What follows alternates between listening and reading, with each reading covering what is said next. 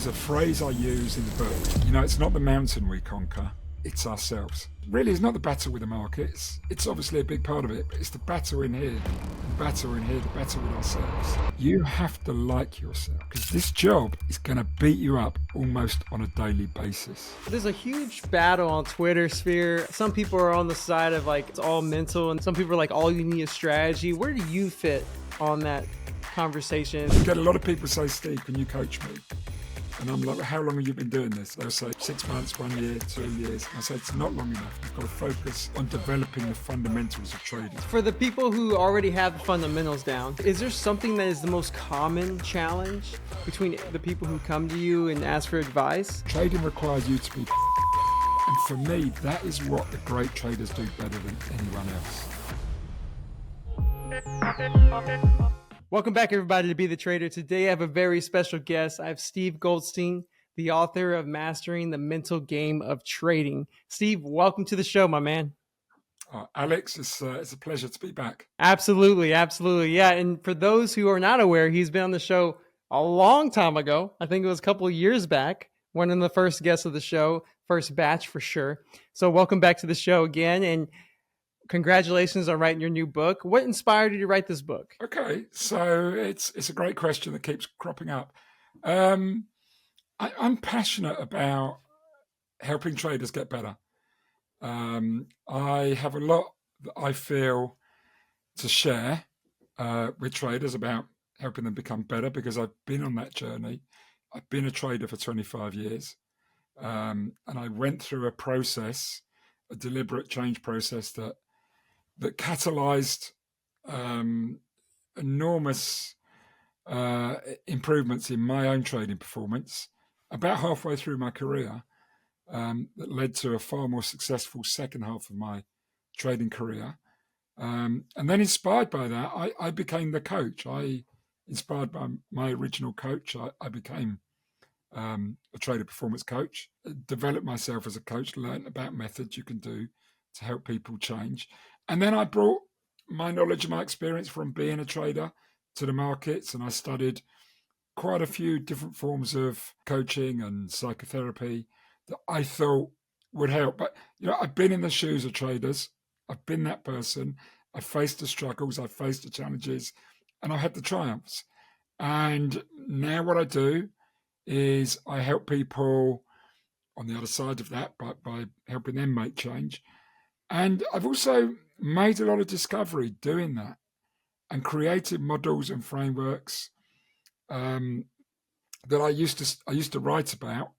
And one day a publisher came up to me and went, "We love the stuff you're writing, Steve. Would you put it into a book?" And quite a few years later, I thought, yeah, I'd like to do that. If I could help others, with this mad battle, which really is not the battle with the markets, it's obviously a big part of it, but it's the battle in here and the battle in here, the battle with ourselves, that is, I think, the biggest challenge for anyone who's engaged in trading. Absolutely. And so what were those things that kind of helped you in your own journey, which you mentioned that about halfway through, you discovered some changes you started implementing, and then the second half was even better. What were those changes? Yeah. It was, many years later, the coach I'd worked with at the time, who actually wrote the foreword for the book, he asked me what made the difference, because he didn't know. And I said, you held up a mirror. You held up a mirror to me that I'd never, ever seen myself in before. I'd never seen who I was. I'd never seen how I was. I never really knew what I was doing. And, at that point in my career, I'd been doing it 13 years. Okay. It's a little bit like, if you could watch yourself do your job every day, if you could watch a video or an edited highlights reel of what you were doing and how you were being, okay, you'd suddenly go, wow, who is that idiot? Who's that complete loser? Everyone, I think, would in some way, and, they do it in sports. You work with coaches. They show you the video of the the match or a certain action that you did within the match, and they'll run it backwards and forwards, and they'll take you through your game, and they'll explore your bigger picture game with you. And maybe they'll just focus on one little bit of it, maybe the strategic side, but suddenly you become more self-aware and you become conscious of what you need to improve, what you need to change, what you need to address, how you might be able to do it differently. You start asking those questions. That was what happened to me. So in a way, I want this book, and you know what? This is the first time I've said this, but a lot of people have said this to me since I've written it, who've sent things back. I want this book to be a mirror for them. I wish I'd used that line in the opening chapter, but I do talk a lot about self-awareness. Self-awareness is one of the greatest things you can have in this job. Market awareness and self-awareness. There's a huge battle on Twitter sphere of people saying, like, some people are on the side of like, oh, you need so much mental, it's all mental, and then some people are like, well, you could have all mental but no strategy and you just be happy losing. And some people are like, all you need is strategy. Where do you fit on that conversation? Is just very curious about that. Okay, so there's a phrase I use in the book, which comes from the world of mountaineering, and it was said by Sir Edmund Hillary, who was the first man to climb Mount Everest, and he said, it's not the mountain we conquer, it's ourselves. Okay, that quote, it really sums up the performance challenge, because you have to know how to conquer the mountain. You have to have a system, you have to have a method, you have to have a strategy, it has to be viable. Okay, you've got to practice, you've got to train. All right, so you have to have all of that. That is what I call the outer game, how you engage with markets. If you don't have risk management, I'm sorry, no amount of mental preparation is going to help you. Okay, if you don't have a system that's got a positive expectancy, you could be the coolest person in the world in your head, but you've got to get that right first. Okay, you've got to have that. And obviously, for me, you've got to have both. But those are the basics. Those are the fundamentals. They come first. I get a lot of people say, Steve, can you coach me? And I'm like, well, how long have you been doing this? And they'll say, 6 months, 1 year, 2 years. And I say, it's not long enough. You've got to focus on developing the fundamentals of trading at that point. System, method, strategy, risk management, sizing. Yep. Okay. You've got to understand markets, the markets you're in, the way they behave. That's a multi-year journey in itself. You do need to develop in this side at the same time, but ultimately you need to develop that side first. The people I work with normally have that side. They've got that. It's done. They know what they're doing. You'll hear me talk about a lot of sports references, but Edmund Hillary was not going to climb the big mountains till he learned to climb the small mountains. Okay. Mm-hmm. Then he could take on the big ones. Okay. And it was the big ones, that really freak you out. Okay. Same in sport. If you're a tennis player, a basketball player, you learn the game first. And then once you get to that higher level where, just being 7 foot tall is no longer the advantage it was in in your college or your high school, because everyone's 7 foot tall, right? Right. And Okay. so for the people who already have the fundamentals down and then they come to you, what would you say is there something that is the most common challenge between the people who come to you and ask for advice that you have seen? Yes, but it manifests in lots of different ways. There is a challenge because everyone has it, okay? And it's the battle that you have with your ego. Okay, there's not a person on this planet who doesn't have it. Okay, there's not a person on this planet who doesn't sometimes go on tilt. Okay, everyone does. Just because you don't see it with somebody else doesn't mean it's not happening. Okay, that is part of this process. The challenge to get into a flow state, which is really a state where you and your ego are at one, working together.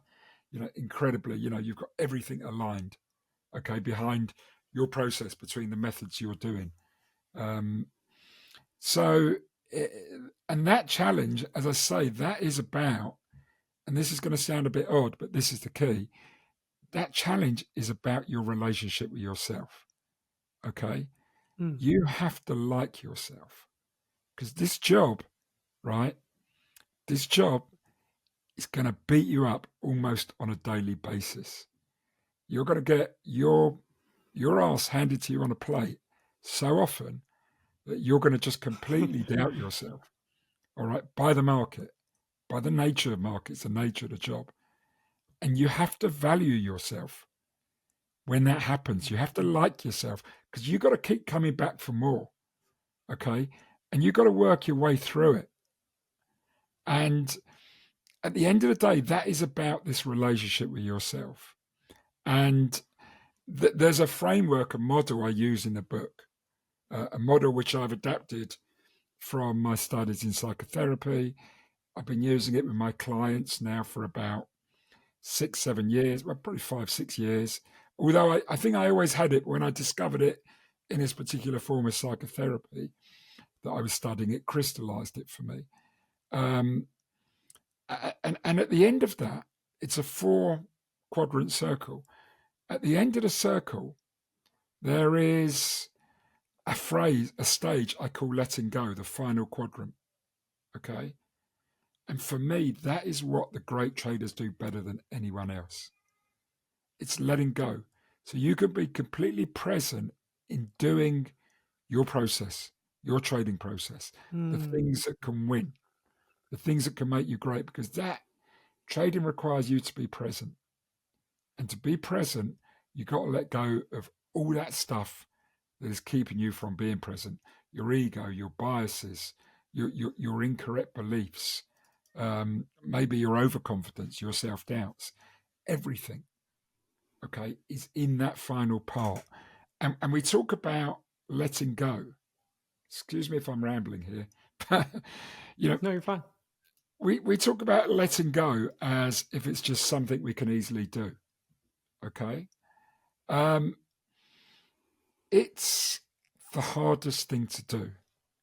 The very best players, the very best traders that I meet are masters at letting go. That's what distinguishes them from everyone else. Okay. They're able to put their setbacks, their bad outcomes, they're able to put it all behind them and move on and execute their process in the most brilliant way. Hey, we wouldn't be able to do these face-to-face interviews if it wasn't for our sponsor, Cobra Trading. So if you can just give them a few seconds of your time, we'd really appreciate it. Cobra Trading is the go-to broker for day traders and short sellers.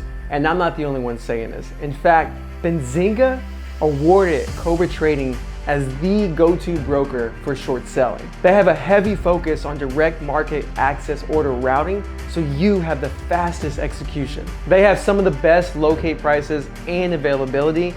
They also have amazing customer service. I've experienced many different brokers, and it's why I use them every single day and why I'm proud to have them as our sponsor. Sign up now by clicking the Be the Trader referral link below and earn 1 free month of software with Cobra and 25% off all commissions. Now let's get back to the show.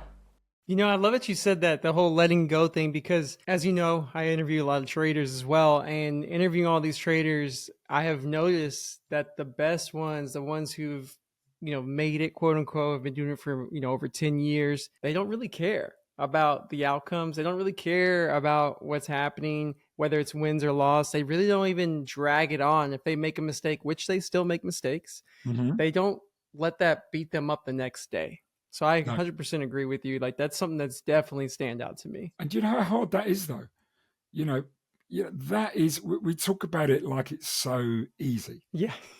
These guys have spent years mastering that ability. And no one is perfect at it.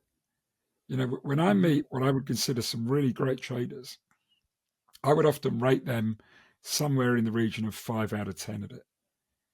And that is good enough to be great, because it's impossible to be perfect. The most exceptional ones, okay, The ones that I think are like the Michael Jordans of trading, they're somewhere like 7 out of 10. Okay. And everyone else sucks at it.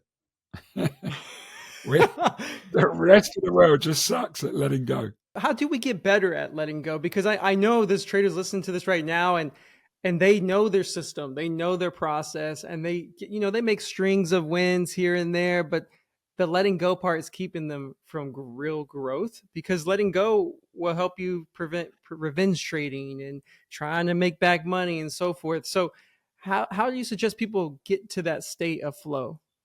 Right. Okay. So, I mean, a big part of it, the work I do with people is really taking them on a journey into themselves, also into their trading. You can't just go into a journey about yourself. It is useful to a point. But if you're not examining it in the context of trading, markets, risk, probability and uncertainty, um, working with other people. We get screwed up working with other people. We're having maybe a decent day, and then you hear some guy in your team or community has just put on the table a 6-bagger, right, or a 7-bagger, right, Yeah. and you're like, and you just, and it makes you feel really crap, and then sometimes you start doing crap trading, you know, um, all these sorts of things in your environment can really wind you up. But I tell a story from early in my trading career, which I tell in the book, of a trader, and I tell it slightly differently in the book, and the reason is that I had to anonymize some of the stories. I had to anonymize. There's a lot of stories of people, real traders who have been coached. My own story, my screw ups as well as my triumphs. Um, there was one trader, and I worked with him about a decade ago. Incredible trader, big poker player at the same time. Worked for an investment bank. Was their, according to their manager, the best trader in the entire firm globally. He was also a really top poker player. He was ranked in the world's top 200 at the time. Which is pretty special considering he was a full-time trader working for an investment bank. So I was working with him. Okay, and one of the things I do when I'm coaching people is I like to know what their edge is. What is it that makes them different? What is it that makes them great? Okay, what is unique about them? Because for me, if you can find out what you're really great at, and then you can leverage that, that's where you start to become even better. Everyone's got something they're great at, even if they don't recognize it. That's one of the things I try to shine a light on as a coach with people, but it's not always easy to find. It doesn't jump off the page. And I was coaching this guy, and I was saying to him, I'd like to find your edge. I'd like to find your unique edge as a trader. And he said to me, he said, look, I'm great at reading the markets. I've got a really good strategy, good system, good at risk management. I've been doing this over a decade. And I said, look, yeah, you're good at those things, and that gives you an edge. But I could tell you something else. Nearly everyone else you're competing to, both in this trading floor and elsewhere, is pretty good at those as well. Okay. That, knowing what the Fed is going to do and how the market should respond, okay, is not an edge. Okay. Um, so I said, he told me at that point that he was big into poker and he used to play often in tournaments. So I said, you've, you're world ranked in poker. You play with a lot of people. They're probably, a lot of them are pros, and you're not a pro. You're an amateur. And yet you're regularly coming close to the top in these big tournaments. So what is it? Because for him, he saw poker and trading as synonymous. They're the same activity expressed differently. Okay, they're risk-taking activities. So I said, what is it you do in poker? Maybe if we look into that, we can find what makes you great. And he thought about it and he went, well, I know the value of the hands. I've played a lot, experienced. I've got a decent strategy. I went, I've got a good way of sizing up my risk on the game. I went, yeah, again, these are more or less the same things that you said, you know, in trading. It's kind of poker 101 and trading 101. You Yeah. need to be decent at those things, but they're rarely the edge. Okay. So I said, what is it that makes you one of those best guys? You're probably got less capital than them, less time at the tables than them, yet you're coming out on top. And he went deep into himself and he thought about it and he could not come up with an answer. And then he just said to me casually, I'm often told that I walk away better from the table than anyone else. And I went, well, what Mm. exactly does that mean? Because I've realised there's something here. He said, well, I'm not too sure, but he said that if I have a bad hand or a bad night or a bad evening, that I'll get over it and I'll be back quicker than most people, unruffled by it. And I went, can you give me an example? And he told me this story, and it's one of my favourite stories. And he said that he was in this big hand in a tournament not long ago. Okay, and it was clear that he had a great hand. He had a mid-size full house. Okay, so he starts leaning into it, putting some size on into the pot, and there was three of them left into it. Great situation. He thought, I got three of them, got a lovely hand. It's got a really high probability of winning.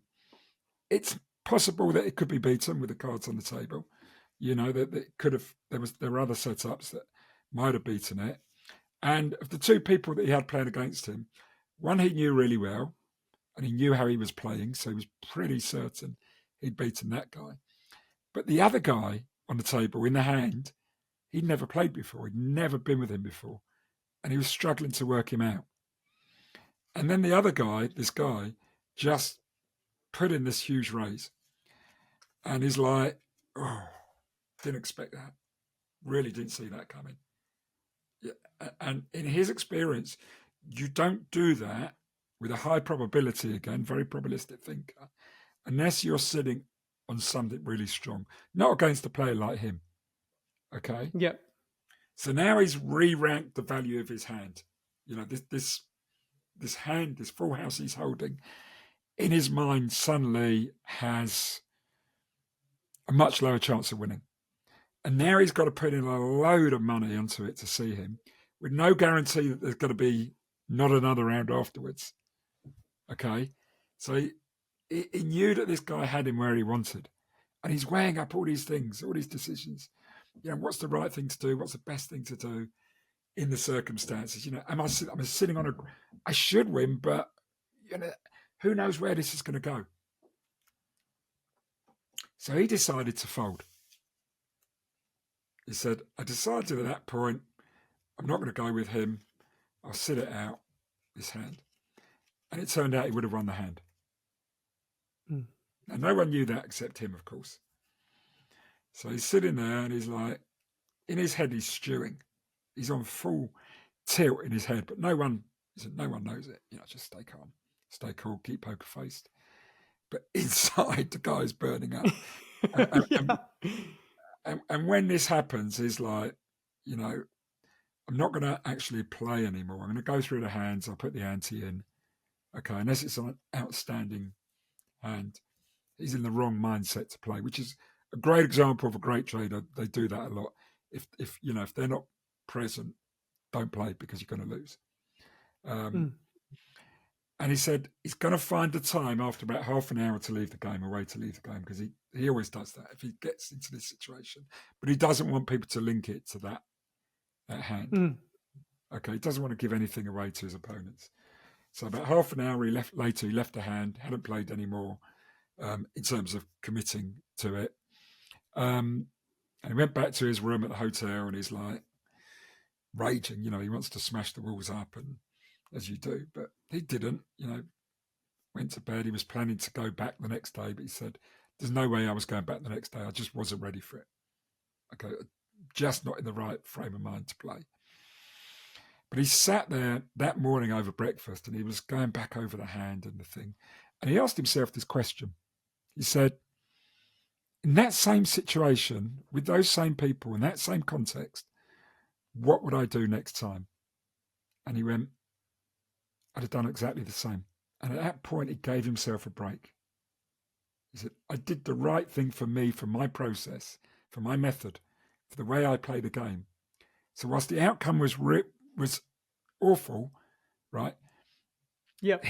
He would do the same. He said, next time it's different because I've got a lot of information on this guy now that he hasn't got on me. Okay. Right. The situation would not be the same.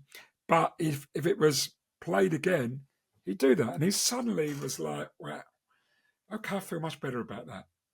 And that was him walking away. So when he went back to the game, he didn't go the next day. He stayed away from it. Still wasn't ready. He made that choice. But he said, I'm going back the following week.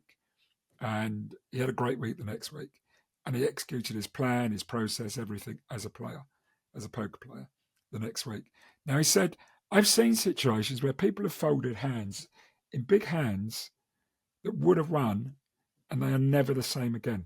That their entire career is screwed up because they changed something about their process. They go, I'm not going to do that again.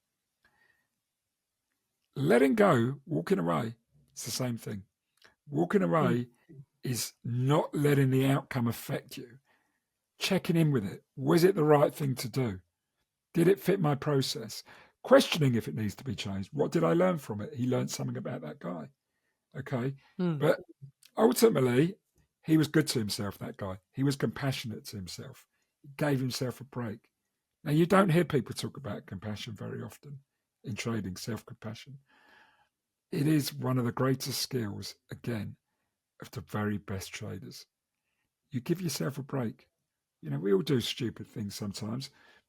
That wasn't a stupid thing. I mean, in hindsight, when he looks at it, it was. But when he actually stood back from it and looked at it by his process, it wasn't a stupid thing. It was what Annie Duke calls resulting. He wasn't going to result. Okay. And he does that in his trading. And that's where I really learned what his edge is. He is like a super star at letting go. And like everyone else, he's got a great process, method. Yep. It's in here. He won the game in there, and he wins the game in there. And you see this all the time. I've got countless stories in my book. I tell a lovely story of Michael Jordan in there, boxers and tennis players as well as traders, actors even, of how they let go and what they did and what they learned about themselves in that process. Okay. I let go of an enormous amount when I had coaching. Okay. And in the years since, I'm not perfect. No one, that's what I'm saying. You can't be perfect at it. It's impossible to be. But you could be really. It's interesting. It's interesting, the whole idea of letting go. And then because now I'm thinking to myself, that's the only thing that would really separate you. Is there others? Is there other things because you're saying like that's everyone's different. I'm curious, what would be another idea besides letting go that can really give you an edge? Because I definitely see the letting go, because your story with poker relates to trading in so many levels. Of taking a bad beat, having a good setup, and you take the trade and you lose anyway, knowing that that's just part of the process, being able to accept it. But what's another one? I'm just curious. Well, there is so much. I mean, I talk about personal alignment in the book a lot, the importance of alignment. I talk about process, and I call it the 3 Ps of high performance: process, purpose, and presence. Okay. You've got to have a clear purpose. Everything starts with your purpose. Why am I here? Not the result you want. Okay, the result has to come from that. Your goal has to flow from your purpose. What is my job? What am I turning up for? If your purpose is to make you look good to other people, you've already lost. Okay? You're going to do the wrong things. You're not going to follow your process, right? After you know your purpose, then you have to have a process that allows you to achieve your purpose. Okay? And then you have to be present to it. And that's where the letting go is a huge thing. The ability to be present, okay, and not controlled by your ego. And I took a lot in the book about how what our ego is. I explore it and how it manifests and how it plays out. Okay. If your ego takes over from your trading, you're not present. And the market, it screws with us. It's doing everything possible to get our ego to play our hand rather Mm. than our trading. See, in that guy, if his ego was taking over his hand, he'd have stayed in and he'd have gone after that guy and he'd have got smashed to bits with a probably 90% certainty. He may have got back into it. That's the way chance works. But 9 times out of 10, as he said, I'd have got smashed if I carried on playing. Okay. And the thing would have kept me playing would have been my ego. And, Mm. his ego would have got him back the next day when he's in the wrong mindset. The ego is I'll show you. That's the ego. Okay. It's the regret trade. It's the hope trade. It's all those things. It's oversizing. It's going off process. So I talk about the 3 Ps of high performance. Okay. Yeah, I love that you said that too, though. The whole idea of just in that story, there's so many lessons. Even the idea of like the next day, he reevaluated and chose not to go back even again because he knew he was not centered. And so many traders will continue to trade, keep going because they think if they miss a day, miss a couple of days, miss a week, that they missed all the opportunity. And that's Yeah. just not the case. I mean, even in poker, there's opportunities on every hand, right? And then trading, there's a new opportunity every single day. Do you know what? Letting go of your ego, and I can't remember where I can't even remember what I wrote, included this in the book. It was a story I heard many years ago. So I started in the mid 1980s in the markets. I was working for a bank in London, and it was the early days of the CME, and CBOT in those days, the Chicago Board of Trade and Chicago Mercantile Exchange, Okay. derivatives, futures trading, options trading.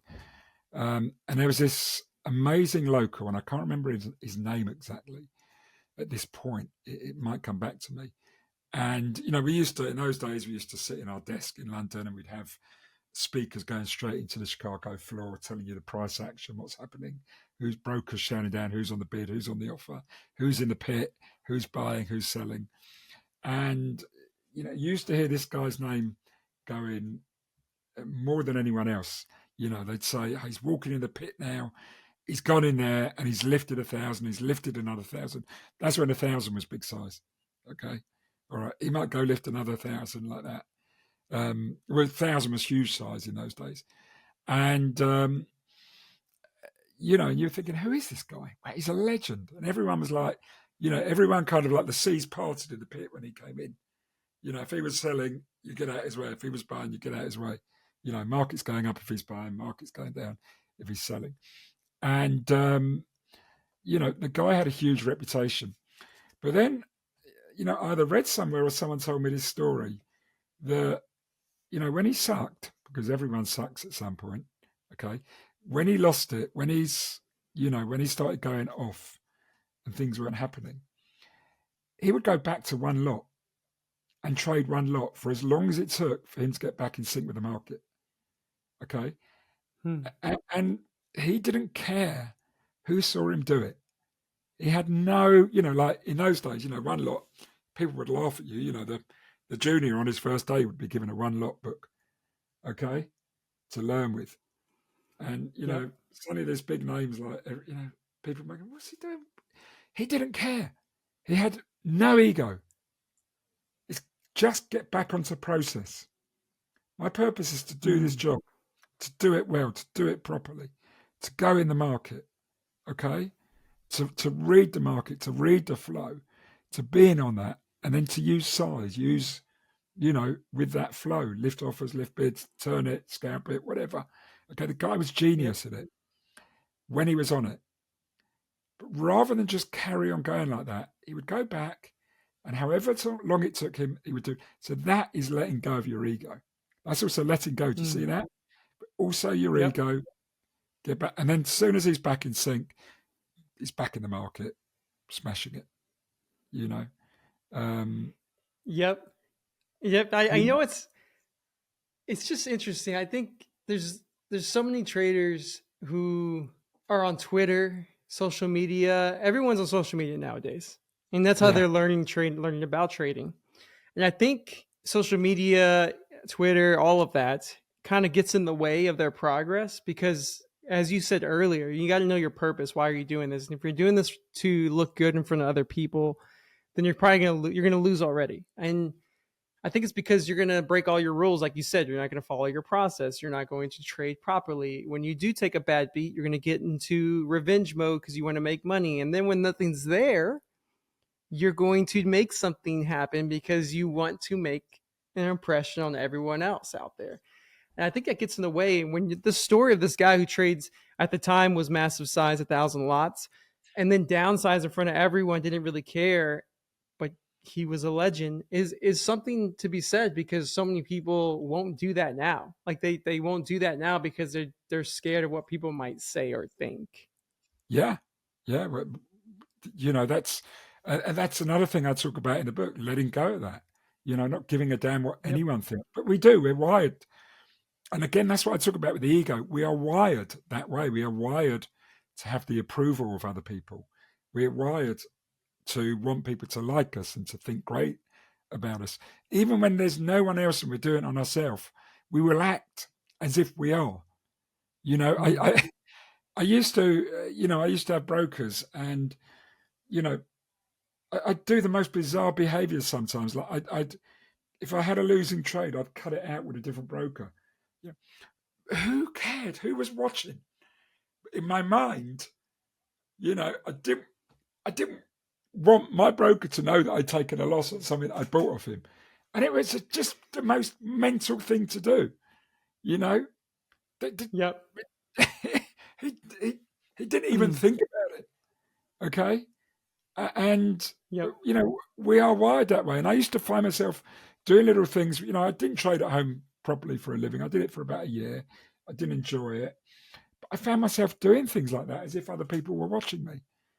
And I've heard that story Yep. from so many people who I've coached. Not just small traders.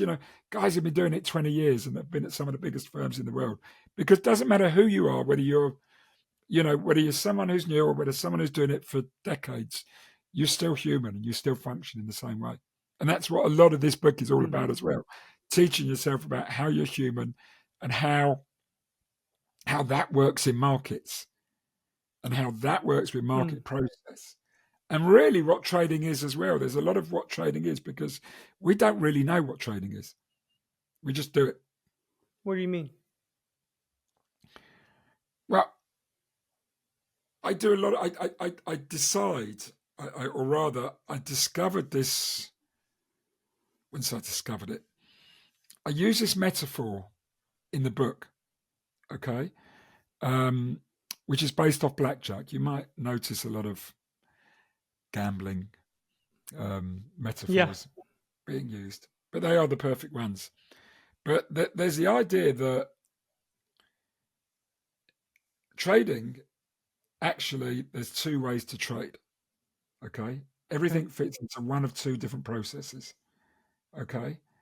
Um, And it's like being in the casino. You're out of the house, taking the bets off everyone, trying to skim a small margin off everyone, trying to get as much volume or flow going through it as possible, being the market maker, or in a way, trying to do a job that is like market making, even if it's not directly like that, using a market maker approach.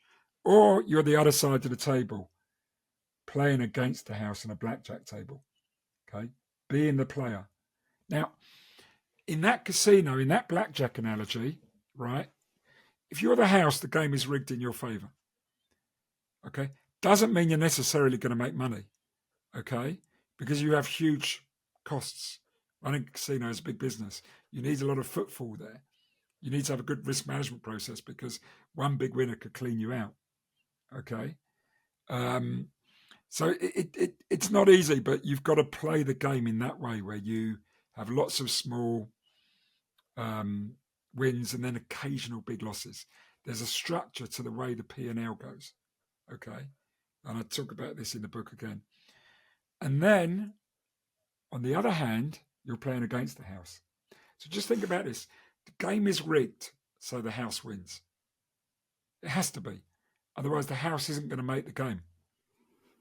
Right. Okay. He's got to be compensated for it. Okay. There's no value to them in doing it if they're not compensated to it. So the compensation is the slight rigging. In blackjack, it's that the player has to go first so he can bust before the house goes and the money comes to the house.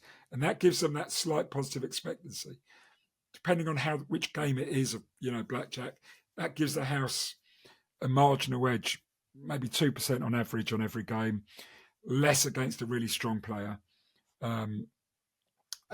There's slight different rules in every casino, so that varies slightly. But a house has typically a 2% positive expectancy. On the other hand, the player, on average, has a negative expectancy. Think about that. They have to. So you're going up to take on the house. The game is rigged against you. You are going to lose on average. But there's a but. You can win. You can tip the odds in your favour. You can create a positive expectancy.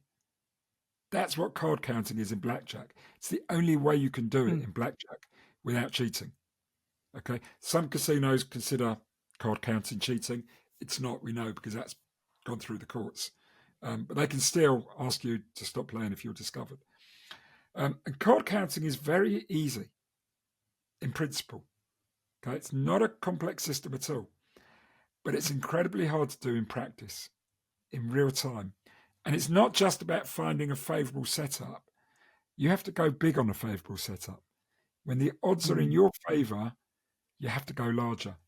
When the odds aren't in your favour, you stay small. So you've got to do the card count. You've got to be able to determine in real time whether it's favourable. Then you've got to have a strategy for increasing your size. Okay. And then you've got to have a strategy where, you can't go all in, because even if you find you've got a 95% favourable setup, okay, there's still a 1 in 20 chance you could lose. You don't put everything in. Okay. Card counting, if you've ever seen the film 21, it's a brilliant film. The book is even better. It's called Bringing Down the House.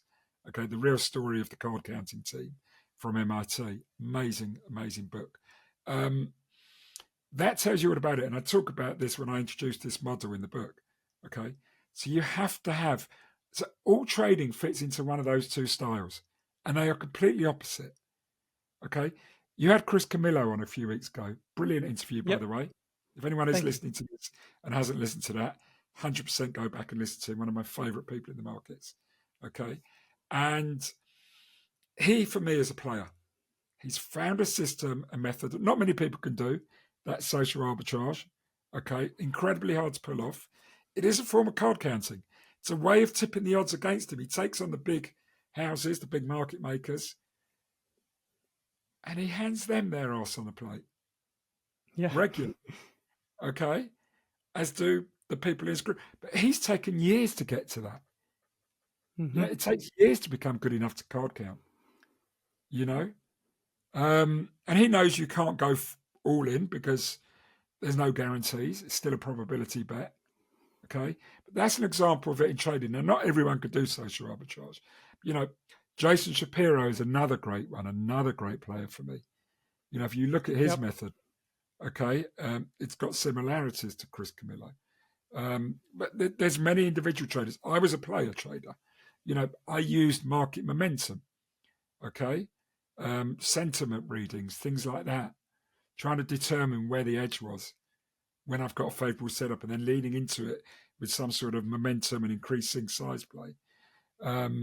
Mark Minervini, to me, he's a player. Okay, at least I think he is. Okay, then you've got people like Jim Simons. His method's the house. Brilliant. Warren Buffett's the player. George Soros was the player.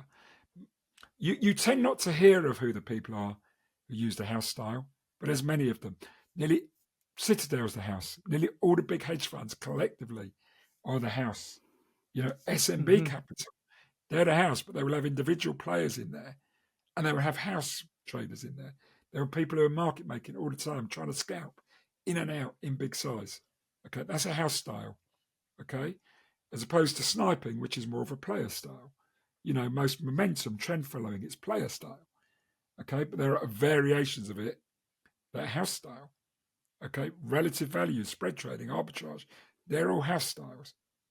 Hmm. And it's really important to know which one you're doing, because if you're using the wrong method or process, if you're not aligned to it, okay, if you don't understand what you're doing, if you're using the house method, right, you win nearly all the time, okay, but you're going to get a big hit every now and then, potentially one that could be, that could be ruin. That is the risk you're trying to do sometimes, okay. You tend not to use stops, and I sometimes have people who want to put a gun to my head for this. I'm a big fan of stops. I believe you should always use stops when you're using the player methodology. Using the house methodology, stops can often get in the way. Okay, you probably should have one there in the background, a kind of final backstop. Like you never want to get there, but it's got to be there to protect you. But if you're doing spread trades, right, it's really hard to use a stop. If you're writing calls or writing puts, it's really hard to use a stop. Not something I recommend, by the way, for the individual. I know there's a lot of people that do it out there, but that's a house method, and you just don't have the risk measurement tools to know what your risk is. So I'm not a big fan of that. Absolutely, use calls and puts in a player approach. Brilliant. That's what a lot of the top guys do. Find out the money trades, out sort of out the value. So it's another thing that's really important, because the psychology of the two methods is different. Okay, the approach is different, the style is different, the way you look at risk is different. Okay, the entire philosophy of them is different. Okay, I can meet two brilliant traders, one using a house approach, one using a player approach. Okay, probably the two best traders I've ever coached. The poker player guy was one of them. He was a player. Okay, the other one, he uses the house approach. He works in a hedge fund. He's incredible. Okay, so you can do both of them. You don't have to be in a market making seat to do the house method. So I talk about that so there's a lot of alignment. So I just